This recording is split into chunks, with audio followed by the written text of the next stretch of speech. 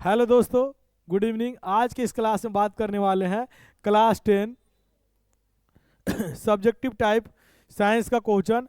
और जो VVI है, मतलब जो एग्जाम के लिए एकदम इम्पोर्टेंट है। आपको जो 80 क्वेश्चन करवाएंगे, 80 को में से ही एग्जाम में आएगा, इससे बाहर एक भी नहीं आएगा। इससे बाहर आपका एक भी क्वेश्चन नहीं रहेगा, सेम टू सेम यही छपने वाले हैं। 80 में से आपको 15 क्वेश्चन एग्जाम में बनाना है, तो आप इसको ध्यान से देख लीजिए। कल के क्लास में पार्ट 1 वीडियो में बात किए थे 1 से 15 तक। ये पार्ट 2 वीडियो में बात करेंगे यानी 16 से जहां तक पहुंच पाए। तो पहला क्वेश्चन हम लोग देख लेते हैं।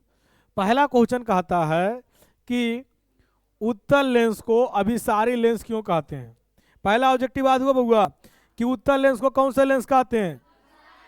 पहला बोलो, उत्तल लेंस को कौन सा लेंस कहते हैं। बताओ, अवतल लेंस को कौन सा लेंस कहते हैं। अवतल लेंस को कौन सा लेंस कहते हैं। अरे बोलेगा, अवतल लेंस को, अवतल लेंस को। बता, उत्तल दर्पण को कौन सा दर्पण कहते हैं।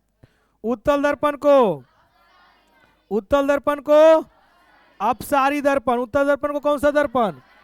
अवतल दर्पण को कौन सा दर्पण कहते हैं। अवतल दर्पण को। दर्पण में बोले तो क्या होता है, बदल जाता है। क्या होता है, याद रहेगा। उत्तल लेंस को कौन सा लेंस कहते हैं। अवतल लेंस को कौन सा लेंस कहते हैं, अपसारी। उत्तल दर्पण को कौन सा दर्पण कहते हैं, अवतल दर्पण को कौन सा दर्पण कहते हैं। अरे बोलेगा, आधुआ, आधुआ सबको। अब इसका सवाल का जवाब करते हैं। अब इसका सवाल का, चलिए इतना ऑब्जेक्टिव तो याद हो गया। अब इसका सवाल क्या है कि उत्तल लेंस को अभिसारी लेंस क्यों कहते हैं। सबसे पहले जानिए आप अभिसारी किरण पुंज क्या है। तो अभिसारी किरण पुंज कहता है कि जब प्रकाश की किरण अनंत से आकर एक बिंदु पर मिलती है तो उसे क्या कहते हैं, अभिसारी। क्या कहते हैं, क्या कहते हैं, अभिसारी। जब प्रकाश की किरण अनंत से आकर एक बिंदु पर मिलती है तो क्या कहते हैं। और जब प्रकाश की किरण एक बिंदु से निकलकर अनंत की ओर जाती है तो उसे क्या कहते हैं, अपसारी। क्या कहते हैं, अपसारी। क्या कहते हैं, जब प्रकाश की किरण एक बिंदु से निकलकर अनंत की ओर जाता है तो उसे क्या कहते हैं। और जब प्रकाश की किरण अनंत से आके एक बिंदु पर मिलता है तो उसे क्या कहते हैं, अभिसारी। क्या कहते हैं, अभिसारी। क्या कहते हैं, अभिसारी। ये ड्रामा का होता है। चलिए ठीक है, तो यहां तक हम जान गए अपसारी अभिसारी। अब इसके बाद इस पॉइंट को समझिए। अभिसारी बोल रहा है मतलब क्या होगा कि लेंस है तो लेंस में अपवर्तन की परावर्तन। कोई भी लेंस हो तो उसमें क्या होगा, अगर दर्पण होगा तो क्या होगा, परावर्तन। तो आप समझिए, जब प्रकाश की किरण किसी उत्तल लेंस से अपवर्तित, किसी उत्तल लेंस से अपवर्तित, किसी उत्तल लेंस से अपवर्तित होती है तो प्रकाश की किरणें अपवर्तन के बाद, अपवर्तन के एक बिंदु पर मिल जाती है। यानी क्या होगा, जब ये कोई लेंस है, अब ये लेंस में कौन है, अवतल लेंस है जी, उत्तल लेंस है। तो उत्तल लेंस यही होता है बाबू, उत्तल लेंस यही होता है। तो जब उत्तल लेंस से जब प्रकाश की किरण अपवर्तन होगा, यानी इससे क्या होगा, आपतित होगा। इससे क्या होगा, आपतित होगा। यहां पर चित्र तो बना नहीं पा रहे हैं। जब इससे आपतित होगा तो सब क्या होगा, एक बिंदु पर जाकर मिल जाएगा। जैसे यहां से किरण इससे भी आपतित हुआ, इससे भी आपतित हुआ, तो एक बिंदु पर जाकर क्या होगा, सब मिल जाएगा। तो जब एक बिंदु पर मिलेगा तो उसे हम क्या कहेंगे, अभिसारी। क्या कहेंगे। तो हम बोल सकते हैं, इसका याद करने का कोई तरीका नहीं, सिंपल यही तरीका है कि जब प्रकाश की किरण, उत्तल लेंस बोला है ना तो उत्तल लेंस लगा देंगे। जब प्रकाश की किरण किसी उत्तल लेंस से अपवर्तित होती है, किसी उत्तल लेंस से, तो अपवर्तन के बाद, अपवर्तन के फोकस पर जमा हो जाती है, फोकस पर या फोकस पर मिल जाती है, या फोकस पर। इसीलिए इस लेंस को क्या बोलते हैं, क्या बोलते हैं, क्या बोलते हैं। अब देखिए, अवतल को आप कैसे करेंगे, अवतल को अपसारी लेंस कहते हैं। अवतल को आप क्यों कहते हैं, तो उसमें भी वही परिभाषा, जब प्रकाश की किरण, जब प्रकाश की किरण किसी अवतल लेंस से अपवर्तित होती है, किसी अवतल लेंस से अपवर्तन के बाद, अपवर्तन के मुख्य फोकस से, मुख्य फोकस से फैलती हुई प्रतीत होती है। मुख्य फोकस से देखो ये फैल रहा है बउआ, तो फैल रहा है तो कौन लेंस, अपसारी। कौची, तो जब फैलती हुई प्रतीत होता है तो उसे हम क्या कहते हैं, अपसारी दर्पण, इसलिए अवतल दर्पण को अपसारी दर्पण, सॉरी अवतल लेंस को अपसारी लेंस, अवतल लेंस को अभिसारी लेंस। लॉजिक याद हुआ? लॉजिक यही है कि जब प्रकाश की किरण उत्तल लेंस से अपवर्तन होगा, उत्तल लेंस से अपवर्तन होगा, तब अपवर्तन के बाद प्रकाश की किरणें एक बिंदु पर मिल जाएगी, एक बिंदु पर, एक बिंदु पर मिल जाएगी। इसलिए इसे हम कौन सा कहते हैं? अभिसारी लेंस। क्या कहते हैं? याद हो गया दोनों? चलिए अगला क्वेश्चन, अगला क्वेश्चन वही अवतल लेंस। तो इसमें क्या समझाएं कि जब प्रकाश की किरण अवतल लेंस से अपवर्तित होती है, अवतल लेंस से अपवर्तित होती है, तो मुख्य फोकस से फैलती हुई प्रतीत होती है। मुख्य फोकस से, मुख्य फोकस, प्रकाश की किरण मुख्य, क्या लिखा हो? अवतल लेंस प्रकाश के किरणों चारों ओर फैला देता है, चारों ओर, इसलिए इसे हम कौन सा लेंस कहते हैं? आध हो गया दोनों? आध हो गया। अब दर्पण पूछेगा तो दर्पण में भी वैसे लिख देंगे, खाली उसमें अपवर्तन की जगह क्या हो जाएगा? क्या हो जाएगा? कि जब प्रकाश की किरण, जब प्रकाश की किरण अवतल दर्पण में परावर्तन होता, अवतल दर्पण में, तो परावर्तन के बाद एक बिंदु पर या मुख्य फोकस पर मिलती हुई प्रतीत होता है, मुख्य फोकस पर। इसीलिए हम बोलते हैं इसे कौन सा लेंस, सॉरी कौन सा लेंस? अभिसारी लेंस, अभिसारी दर्पण। कौन सा दर्पण? और जब प्रकाश की किरण उत्तल दर्पण से परावर्तित होता है, उत्तल दर्पण से परावर्तित होता है, तो परावर्तन के बाद मुख्य फोकस से फैलती हुई, फैलती हुई, इसीलिए इसे हम क्या कहते हैं? अपसारी दर्पण। क्या कहते हैं? याद हो गया? चलिए अगला क्वेश्चन बाबू, अगला क्वेश्चन कहता है संयोजन अभिक्रिया। हम बताए थे, है ना, संयोग से ब्याह होता है, यानी पति पत्नी का मिलन होता है, सेम ये अभिक्रिया है। तो इस अभिक्रिया में देखिए, कोई भी बच्चा को अगर हम बात करते पकड़ लेंगे तो थूर देंगे, हाँ समझ गए? तो आप जो है बच के रहिएगा। यहाँ पर H2 + O2, ये दो तत्व है, दोनों तत्व आपस में मिलेगा, राधा रानी, मार के कर दिया जाएगा आधा, ठीक है। H2 और O2 जब दोनों आपस में विक्रिया करेगा तो क्या बनेगा? 2H2O, 2H। अब इसको संतुलित करना है तो यहाँ पर क्या लगा देंगे? 2। क्या लगा देंगे? तो यहाँ पर जब हाइड्रोजन और जल आपस में क्रिया किया तो क्या बन गया? पानी। क्या बना? यानी नया पदार्थ बना। क्या बना? तो हम बोलेंगे वैसा रासायनिक अभिक्रिया जिसमें दो तत्व या दो यौगिक, दो तत्व या दो यौगिक या दो पदार्थ, पदार्थ बोल सकते हैं ना, आपस में अभिक्रिया करके एक नए पदार्थ का निर्माण करते हैं, उसे हम कौन सा अभिक्रिया कहते हैं? संयोजन। क्या कहते हैं?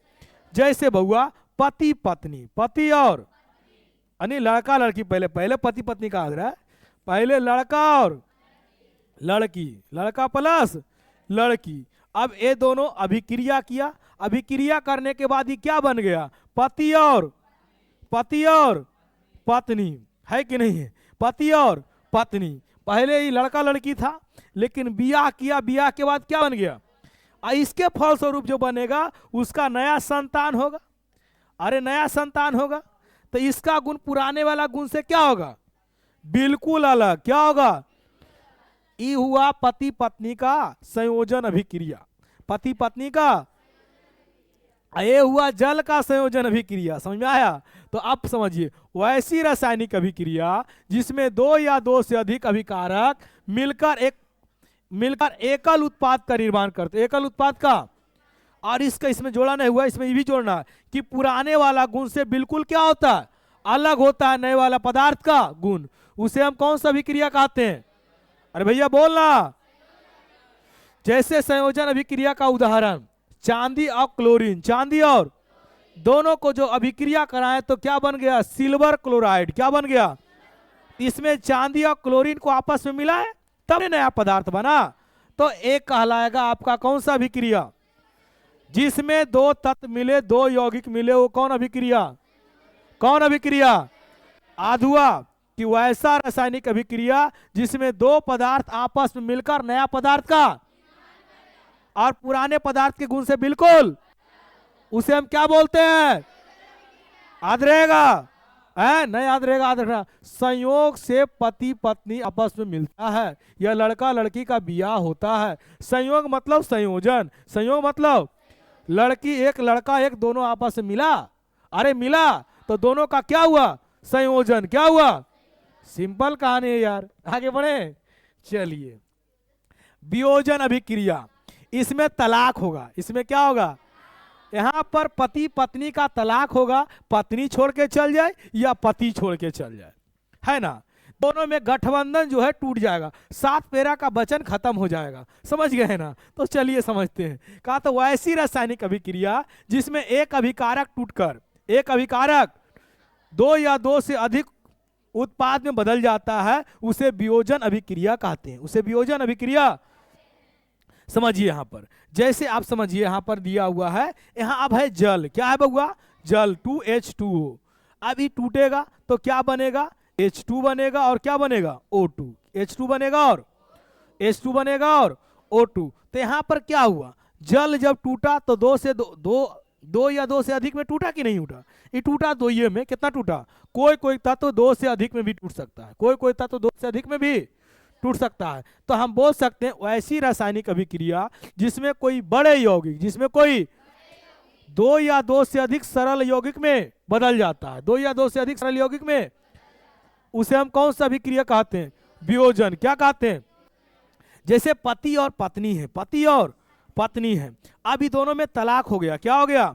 तलाक। तो बताओ, पति अपन अलग कहानी और पत्नी का अलग कहानी, दोनों अलग ने हो गया बुआ, पति और पत्नी, पति और पत्नी। तो यहाँ पर क्या हुआ? पति पत्नी में तलाक होने के बाद दोनों अलग अलग रहने लगा, तो यहाँ पति पत्नी का क्या हुआ? वियोजन, यानी तलाक हो गया। क्या हो गया? बिया होलो संयोजन, तलाक होलो वियोजन। याद रहेगा। इसका एक और नाम है वियोजन या अपघटन अभिक्रिया। वियोजन या अपघटन मतलब कुछ ना घट जाना, तो पहले 2 गो था, एगो घट गलो, है ना। तो ये होता है वियोजन, याद रहेगा। उदाहरण के लिए आप यहाँ पर लिख सकते हैं, लिखा हुआ है, कोई दिक्कत? अरे दिक्कत है। चलिए अगला, मधुमेह से आप क्या समझते हैं? मधुमेह से आज का एक कहानी बड़ी जबरदस्त है, हर घर में मधुमेह का रोग है कि नहीं है? इसका वजह क्या है? इसका वजह है हम लोग को खान पियन। आज से कुछ वर्ष पहले बाबू हमारे यहाँ इतना खाद वाला चावल नहीं होता था, इतना खाद वाला सरसों नहीं होता था, इतना खाद वाला गेहूं नहीं होता था। आज तो कोई ऐसा फसल बोगरा बिना खाद डाले होबे नहीं करता है। होता है जी, बिना खाद डाले। हेलो, हाँ, प्रणाम प्रणाम, लाइव क्लास रहे हैं, ठीक ना, थोड़ा देर में आते हैं, ठीक। तो आप समझ गए संयोजन अभिक्रिया। चलिए अब इसके बाद मधुमेह। तो सबसे पहले जानिए, मधुमेह रोग में हम लोग के शरीर में एक हार्मोन है जिसका नाम कौन-सी है? इंसुलिन। क्या है बाबू? इंसुलिन। एक क्या काम करता है? चीनी को पचाने का काम करता है, चीनी को। अब देखिए हमारा शरीर जो है, और में चीनी कहां से आ गया? चीनी कहां से आ गया? खाएं तो चीनी हो गया? नहीं, हमारा शरीर में ग्लूकोज, हमारा शरीर में क्या है? पूरे शरीर को जो एनर्जी चाहिए वो ग्लूकोज के रूप में चाहिए, कौची के रूप में? तो ये जो ग्लूकोज है वो कहाँ जाएगा? ब्लड में। कहाँ जाएगा? अब ब्लड से पूरे शरीर को एनर्जी देगा, समझ गए ना। तो ये जो रक्त में ग्लूकोज की मात्रा अधिक होगा, रक्त में ग्लूकोज की मात्रा, और जब ग्लूकोज की मात्रा अधिक होगा तो उसमें उपस्थित कौची है? चीनी। क्या उपस्थित है? तो चीनी की मात्रा अधिक होगा, और जब मात्रा अधिक हो जाएगा तो आपको बीमारी हो जाएगा, कौची का? चीनी का। क्या चीज का होगा? यानी उसका जो श्रावण है या उसका जो पाचन है, इंसुलिन करना क्या कर देगा? बंद। क्या कर देगा?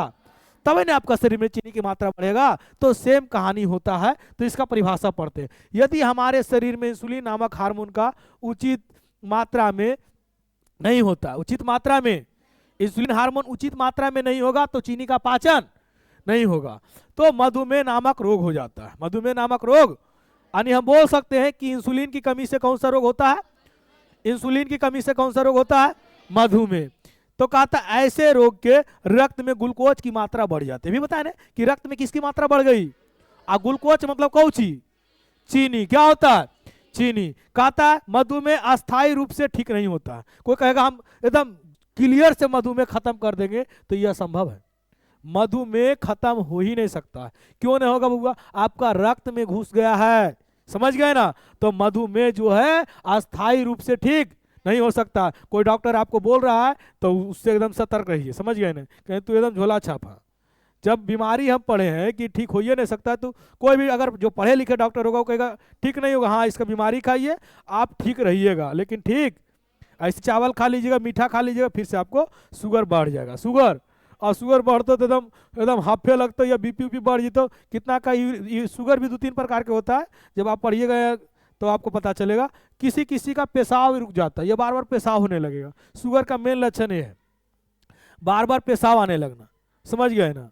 तो आगे समझिए, कहता है मधुमेह रोग को इंसुलिन नामक इंजेक्शन द्वारा उपचार किया जाता है। इंसुलिन नामक एक इंजेक्शन होता है जिसके द्वारा उपचार किया जाता है। इस बीमारी के उचित प्रबंधन द्वारा नियंत्रण में रखा जाता है। नियंत्रण में, प्रबंधन मतलब हुआ कि आप उचित खान पान अगर नियंत्रण रखिएगा तो आपको शुगर कम प्रभावित होगा। अगर उस पर नियंत्रण नहीं रखिएगा तो धीरे धीरे शुगर क्या होगा, बढ़ते जाएगा। इसमें तो पहले कहता है चावल खाने नहीं है, चावल, लेकिन बाज देगा चालक और अचालक पदार्थ। चालक और, कहता वैसा पदार्थ जिसमें विद्युत धारा आसानी से प्रभावित हो उसे क्या कहेंगे?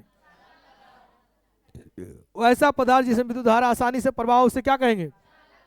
एल्युमिनियम है, लोहा है, चांदी है, तांबा है।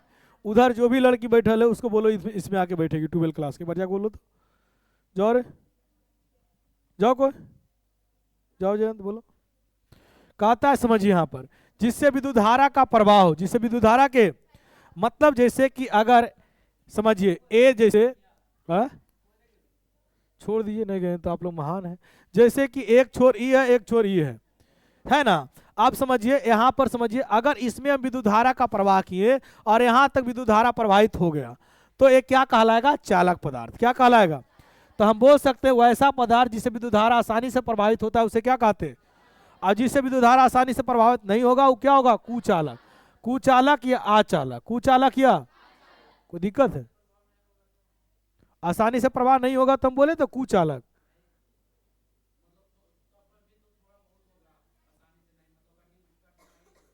तो वो तो हम बाद में पढ़ाएंगे आपको। उसको कहते हैं अर्धचालक। क्या कहते हैं? हम अभी आपको क्या बताएं?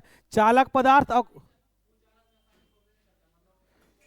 हम मतलब उसमें नहीं होगा, हम वही बोल रहे हैं नहीं होगा। तो ऐसा पदार्थ जिसमें विद्युत धारा आसानी से प्रवाहित हो कौन सी बोलते हैं? और जिसमें विद्युत धारा प्रवाह ही नहीं हो उसे क्या कहते हैं? कुचालक। क्या कहते हैं? कुचालक। चलिए ठीक है। एल्युमिनियम है, लोहा है, चांदी है, तांबा है। लोहा है, चांदी है, तांबा है। सभी धातु में कौन सी होता है? सुचालक। क्या होता है?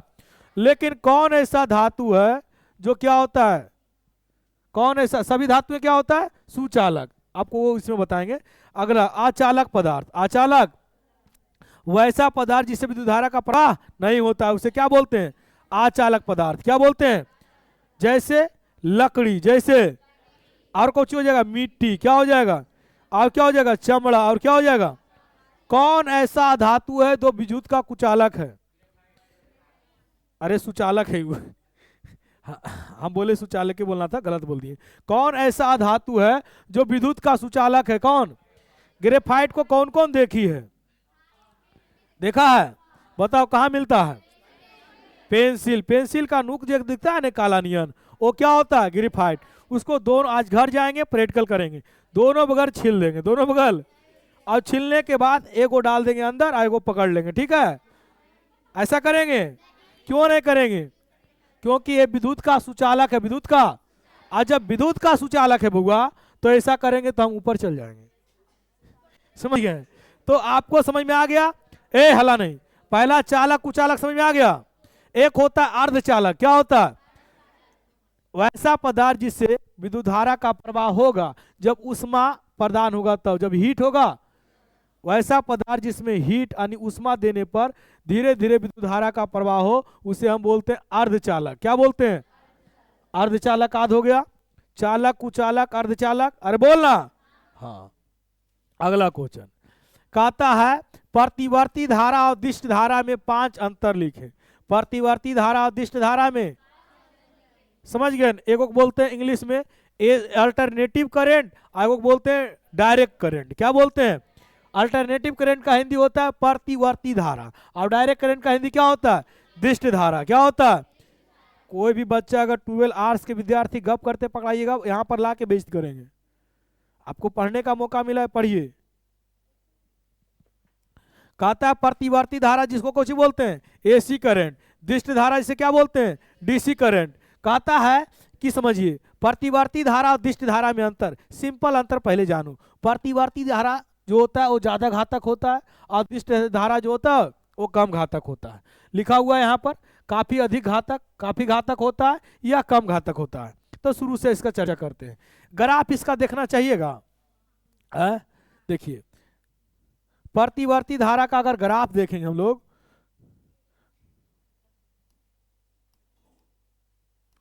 देखिए यहां पर दो गो लेते हैं। यहां पर आपका हुआ ये जो हुआ आपका, देखिए प्रतिवर्ती धारा ऐसे ऐसे जाता है, ये हुआ जो प्रतिवर्ती धारा हुआ, समझ गए। दिष्ट धारा का तमरा मतलब ये ना ले डायरेक्ट कौची डायरेक्ट कौची हुआ इकातम डायरेक्ट जीवो कोकरोस कोई मतलब नहीं है। तो प्रतिवर्ती धारा जो होता है अल्टरनेटिव होता है। क्या होता है? ई धारा, ये जो ग्राफ हुआ है किसका हुआ? प्रतिवर्ती धारा। जितना नीचे आएगा उतना ही ऊपर जाएगा, जितना नीचे आएगा उतना ही। ये हो ग्राफ जो है प्रतिवर्ती धारा का, ये जो है किसका है? दिष्ट धारा का। क्या किसका है बाबू? दिष्ट धारा के। समझ में आ गया क्या?